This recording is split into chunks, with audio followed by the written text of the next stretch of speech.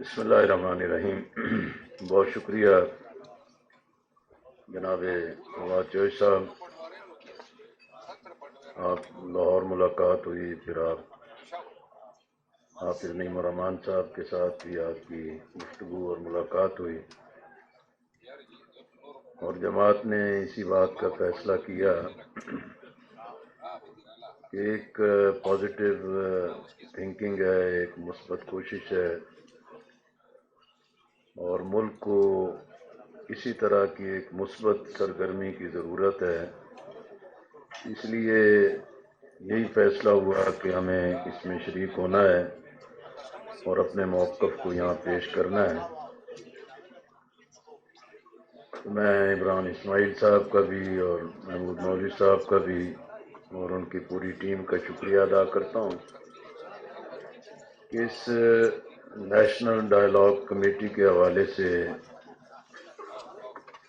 جو ایک بہت اہم قدم اٹھایا گیا ہے، یقینی طور پر اس وقت ایک بہت ہی شکوک و شبہات کی فضا ہے، اور کوئی بھی کسی پر اعتماد کرنے کو تیار نہیں، اور ایک دوسرے پہ کوئی نہ کوئی الزام دھر دینے کے لیے بہت ہی دلیل کی طاقتیں بھی موجود ہوتی ہیں۔ اسی لیے ملک میں موجود جو بڑے سیاسی گروہ ہیں، جماعتیں ہیں، اور ان کی موجودگی میں یہ کام کرنا اتنا آسان نہیں، اس لیے اتنا بڑا یہ چیلنج بھی ہے۔ لیکن میں سمجھتا ہوں کہ ڈائیلاگ کا سکوپ بالکل متعین ہونا چاہیے، واضح ہونا چاہیے، اور کون سے سٹیک ہولڈرز ایسے ہو سکتے ہیں جنہیں اس دائرے میں لایا جائے تاکہ اس پورے عمل کے اعتماد میں اور زیادہ اضافہ ہو۔ میں سمجھتا ہوں کہ اس طرز کے اجلاس میں یا کمیٹی کے شرکاء کی طرف سے گفتگو میں کسی سارے سسٹم کو تبدیل کرنا تو ممکن نہیں نظر آتا۔ اصل ایک ایشو ہے کہ اس وقت سیاست بند گلی کی طرف ہے، ڈیڈ لاک ہے، اور بظاہر جتنے بھی دعوے کر لیے جائیں لیکن سیاست کی کمزوری ہر چیز کے عدم استحکام کا ذریعہ بن رہی ہے۔ اس لیے ون پوائنٹ ایجنڈا ہے کہ اگر اسی کی بنیاد پر چیز کو آگے بڑھایا جائے کہ سیاست کو بند گلی سے نکالنا ہے، سیاسی بحرانوں کا سیاسی بنیادوں پہ حل تلاش کرنا ہے، اور سیاسی حل کی صورت میں ملک کو دیگر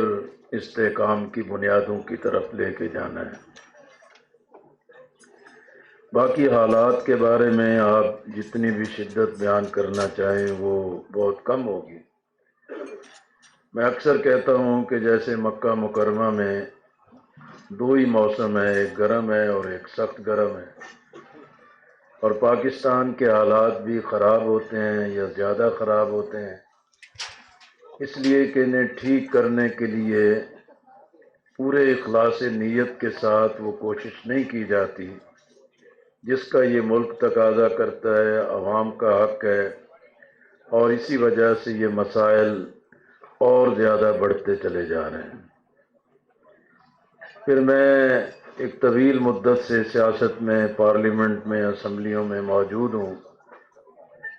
اور 1970 بلکہ 68 سے لے کر اب تک جتنی بھی تحریکیں ہیں ان میں عملی طور پر بھی شریک رہا ہوں،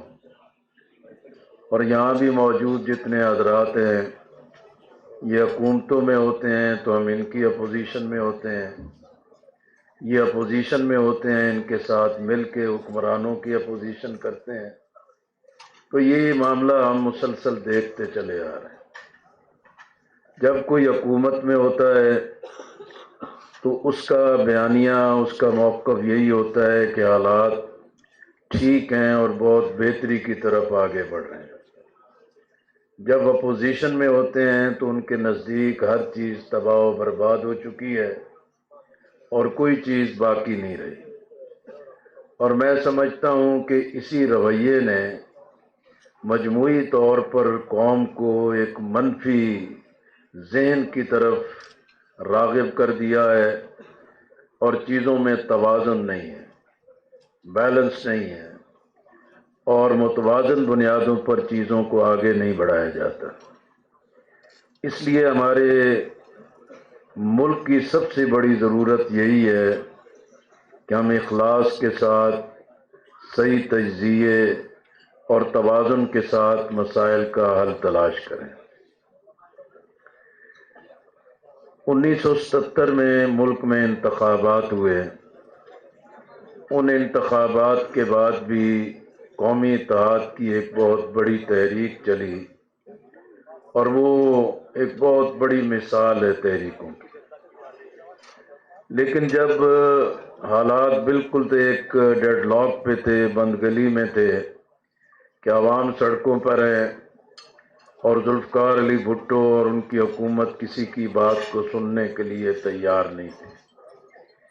مجھے اچھی طرح معلوم ہے اور یاد ہے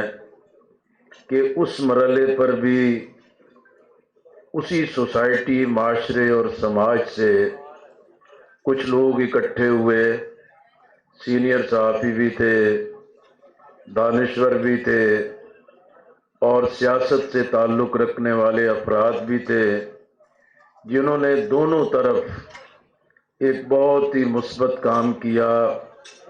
اور دونوں فریقوں کو ڈائیلاگ کی ٹیبل پر اکٹھا لانے کی ایک کامیاب کوشش کی۔ جیسے محمد علی دورانی صاحب نے کہا، وہ ڈائیلاگ کامیاب بھی ہو گئے، لیکن پھر اس پہ عمل درآمد میں تاخیر ہوئی، اور اسی گیپ میں ملک میں مارشاء اللہ آیا، اور آج تک پاکستان ایک انہی مسائل کی، مشکلات کی تسلسل میں موجود ہے۔ اور جب ایک مارشاء اللہ آ گیا تو اس وقت حالات کی ایک شدت پیدا ہوئی، پھر یہ ایک فلسفہ ابھرا کہ دو افراد ہیں، دو شخصیات ہیں، ایک جنرل ضیاء الحق ہے اور ایک بھٹو ہے، اور قبر ایک ہے، اور دونوں میں سے کسی ایک کو قبر میں جانا ہے۔ اور اسی تلخی نے ملک کو اس سمت کی طرف آگے بڑھایا ہے کہ جس کی وجہ سے آج تک ہم ان تلخیوں سے نہیں نکل رہے۔ اور میں سمجھتا ہوں کہ یہ نیشنل ڈائیلاگ کمیٹی کا یہ اقدام اس اعتبار سے بہت ہی مثبت ہے کہ ہمیں ملک کو پھر کسی اور سانحہ یا کسی اور حادثے سے بچانے کے لیے ایک مثبت ایسی کوشش کرنی چاہیے کہ پاکستان ایک پولیٹیکل ٹریک پر آئے، ڈائیلاگ پر آئے، اور سیاست کے بحران کو سیاسی بنیادوں پر اس کا حل تلاش کیا جائے۔ اسی طرح امن ہے، یہ لوگوں کا حق ہے، دہشت گردی کا خاتمہ ہونا چاہیے، اور دہشت گردی کے مائنڈ سیٹ کا خاتمہ ہونا چاہیے، اور اس کے مقابل میں سب لوگوں کو متحد ہو کے قومی سلامتی کی ایک فکر اور اس کا ایک رول ادا کرنا چاہیے۔ لیکن میں سمجھتا ہوں کہ یہ بھی کہہ دینا کہ اب معاملات میں کلیئرٹی آ گئی ہے، اور اب ایک سمت میں چیز آگے بڑھ گئی ہے، اور اب ایک مسائل کے حل کے لیے ہم درست سمت میں آگے بڑھیں گے، تو DGISPR پریس کانفرنس کر لیں، یا اس سے پہلے بھی ہم اسی طرح کی پریس کانفرنسیں سنتے ہیں۔ لیکن مجھے یاد ہے کہ جب آرمی پبلک سکول کا سانحہ ہوا، اور اس سے پہلے بھی ایک آل پارٹیز کانفرنس منعقد ہوئی، اور اس میں بھی ایک کلیئرٹی کے ساتھ چیزوں کو طے کر لیا گیا۔ پھر آل پارٹیز کانفرنس جو APS کے بعد ہوئی، اس میں بھی بڑی کلیئرٹی کے ساتھ چیزوں کو طے کر لیا۔ میں خود اس کانفرنس میں شریک تھا۔ ایک جنرل صاحب نے وہاں بہت شاندار بریفنگ دی، اور ظہر کی نماز کا وقفہ ہوا تو میں نے ان سے کہا کہ جنرل صاحب آپ نے بہت شاندار بریفنگ دی ہے، اور بہت ہی کیلکولیٹڈ ساری باتیں کی ہیں کہ جنرل اختر عبد الرحمان کی بھی سنی تھی، اور اسی طرح آپ نے بہت شاندار۔ اس نے میرا ہاتھ پکڑا، انہوں نے کہا بلوچ صاحب ہم آپ کے شاگرد ہیں، میں اسلامی جمعیت طلبہ کا رفیق رہا، اور آپ جیلم دورے پر آئے تو ہم نے اس وقت بھی آپ کا استقبال کیا۔ میں نے ہاتھ پکڑ کے کہا اچھا آپ تو ہمارے اپنے ہی نکلے ہیں۔ تو اس پہ کہکا لگا، تو جنرل راحیل شریف تشریف لائے کہ خیریت ہے بلوچ صاحب کہکے لگ رہے ہیں؟ تو میں نے انہیں کہا کہ میں ان سے کہہ رہا ہوں کہ فوج فوج ہے۔ پچھلی ہم اے پی سی میں تھے، جنرل کیانی چیف تھے، اور فوج یہ فیصلہ کر کے آئی کہ دہشت گردوں کے ساتھ مذاکرات کرنے ہیں، ٹی ٹی پی کے ساتھ مذاکرات کرنے ہیں، تو ساری پارٹیوں نے اتفاق کر لیا کہ مذاکرات کرو۔ اب آپ تشریف لائے ہیں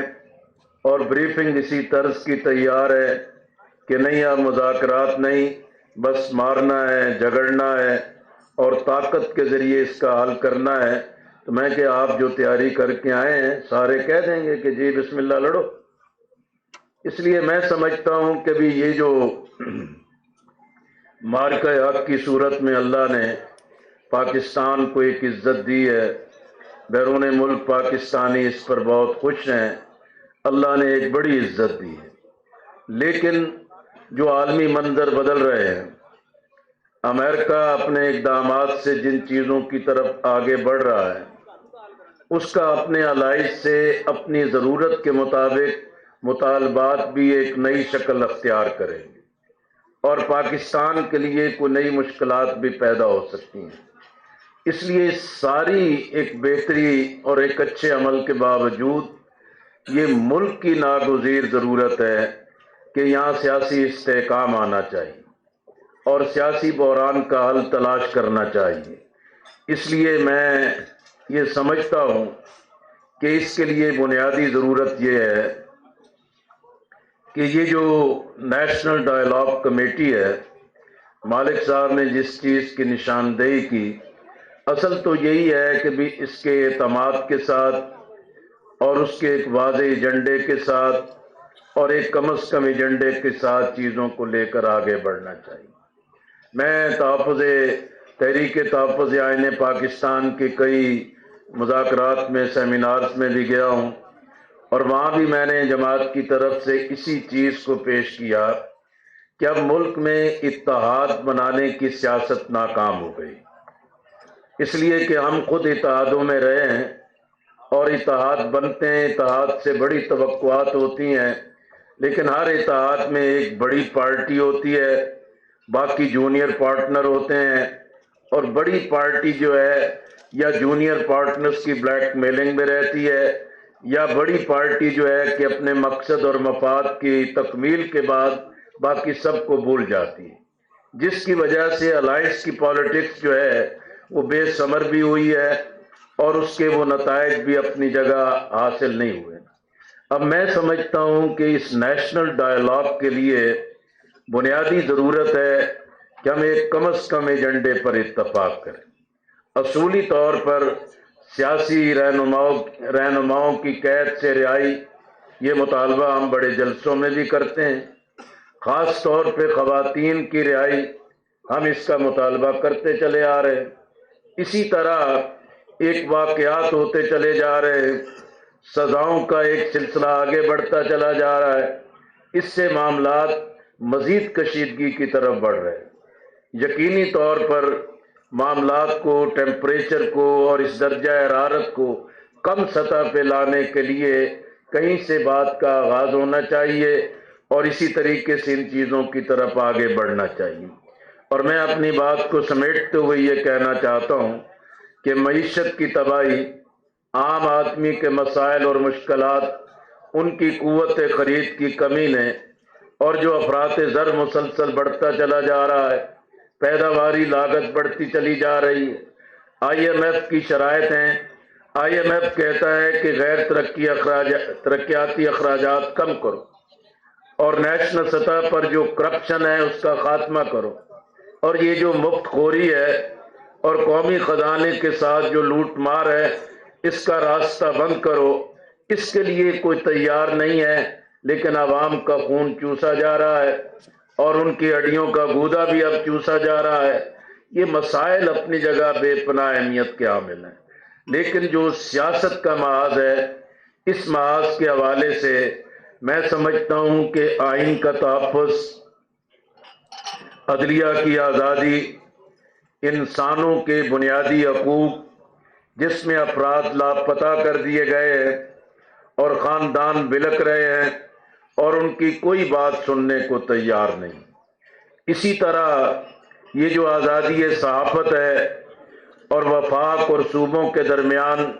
جو تعلقات کی کشیدگی ہے، اسے نظر انداز نہیں کرنا چاہیے۔ پھر جیسے انتخابات ہیں، انتخابات میں بنیادی چیز ہے کہ الیکشن کمیشن بااختیار ہو، غیر جانبدارانہ انتخابات ہوں، جو جیت جائے اس کے مینڈیٹ کو تسلیم کیا جائے، جو ہار جائے اپنی ہار کو تسلیم کرے، اپوزیشن کے بینچوں پر بیٹھے۔ اور ہم دیکھ رہے ہیں کہ 25 سال سے ملک میں الیکشن ہو رہے ہیں، ہر 5 سال کے الیکشن کے مرحلے پر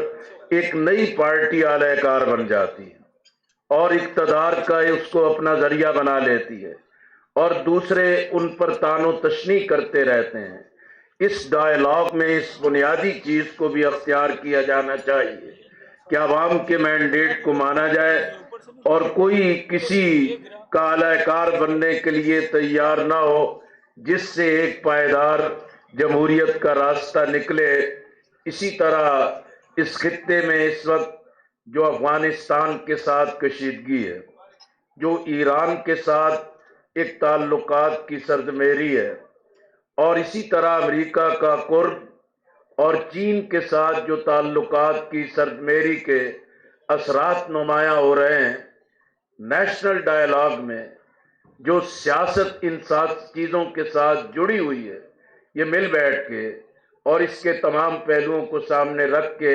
یہ بات چیت کی جا سکتی ہے۔ تو میں جماعت اسلامی کی طرف سے نیشنل ڈائیلاگ کمیٹی کے اس اقدام کا خیر مقدم بھی کرتا ہوں اور میں سمجھتا ہوں کہ بنیادی چیز ہے کہ سیاست کو بند گلی سے نکالنے کے لیے، سیاسی بحران کا حل تلاش کرنے کے لیے سیاسی بنیادوں کو ہی ترجیح دی جانی چاہیے اور اس کمیٹی کے ایجنڈے اور سکوپ کو بالکل واضح کرتے ہوئے، متعین کرتے ہوئے، جہاں ضرورت ہے ایک بہتر سے بہتر سٹیک ہولڈرز کو آن بورڈ کیا جائے اور ایک کم از کم ایجنڈے پر میں نے چند نکات پیش کیے ہیں، ان میں سے جن پر بھی ممکن ہو سکتا ہے یہ بات چیت کر کے چیزوں کو آگے بڑھانا چاہیے۔ تو میں سمجھتا ہوں کہ اگر اس طرز کی ایک کوشش کی جائے، آپ کو یاد ہوگا جب لانگ مارچ تھا، عمران خان صاحب 120-25 دن کے لیے یہاں آئے، طاہر القادری صاحب کا ایک لانگ مارچ تھا، وہ آئے تھے، اس وقت بھی جماعت اسلامی نے ایک کوشش کی اور جرگے کی صورت میں ہم سب کے پاس پہنچے، لیکن وہ سیاسی ڈائیلاگ ابھی کسی نتیجے پر نہیں پہنچا تھا کہ آرمی پبلک سکول پشاور کا سانحہ ہو گیا اور سارے جھگڑے اپنی جگہ ختم ہو گئے اور معاملات کسی اور طرف آگے بڑھ گئے۔ تو اس لیے میں سمجھتا ہوں کہ یہ بالکل ایک ٹھیک وقت پر ٹھیک اقدام ہے اور سیاسی ڈائیلاگ کے لیے